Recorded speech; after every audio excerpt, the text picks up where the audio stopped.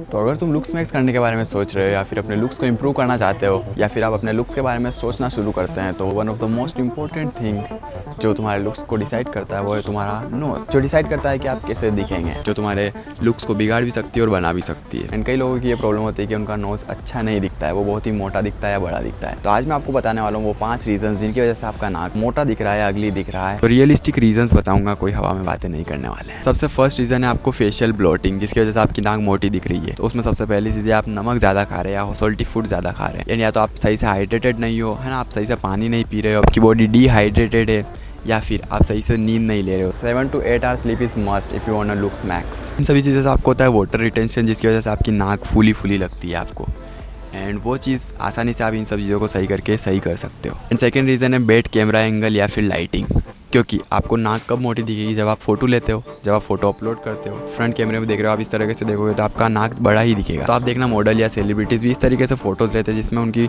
Knows slim लगती है ना। तो आपको कैमरा एंगल सही करना और लाइटिंग सही करनी है तो बहुत ही ज़्यादा फ़र्क पड़ेगा, बहुत ही ज़्यादा, क्योंकि शेडोज़ की वजह से नाक, काफ़ी लोगों का अच्छा नाक होता है फिर भी वो ऐसा दिखता है जो कि नहीं अच्छा लगता है। तो कैमरा एंगल को सही रखो, थोड़ा जूम करके फोटो लो, एंगल को थोड़ा लो करो या फिर साइड से खींचो। एंड तीसरा रीज़न हो सकता है फेस फेट, यानी आपका ओवरऑल फेट ज़्यादा है तभी आपका फेस फेट भी ज़्यादा है। तो उसके लिए आपको ऑब्वियस सी बात है, आपको एक्सरसाइज करके आपका फेट कम करना पड़ेगा, लोअर बॉडी फेट यानी slimmer nose. And fourth reason है जो कि काफ़ी लोगों को होता है ये भी, जो कि आपके नाक के आसपास आपको स्किन प्रॉब्लम से, या तो आपके ओपन पोर्स है या फिर आपकी ज़्यादा ही ऑयली स्किन है ना। मेरे में नाक बड़ा दिखता है सुबह क्योंकि बहुत ही ज़्यादा ऑयली हो जाता है। तो आपको ऑयली स्किन है, आपके एनलार्ज पोर्स है, पोर्स बड़े हैं, या फिर बहुत सारे लोगों को नाक के आसपास एकने भी होता है, तो उसकी वजह से आपका नाक सही नहीं दिखता है ना, रेडनेस होती है, इन्फ्लेमेशन होती है, जिसकी वजह से आपका नाक अच्छा नहीं दिखता है। एंड फिफ्थ रीज़न हो सकता है आपका नाक ऐसा ही हो, ज़रूरी नहीं है कि सबके नाक एक जैसे हो। अगर आप किसी मॉडल के नाक की तरफ भागोगे तो वो पॉसिबल नहीं है।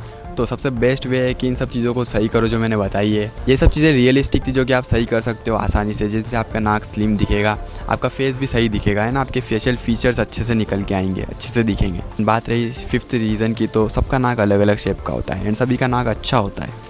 अगर आपने सोच लिया है कि आपका नाक अच्छा नहीं दिख रहा है, आप अगली दिख रहे हो, तो फिर आप कुछ नहीं कर सकते, आप गंदे ही दिखोगे।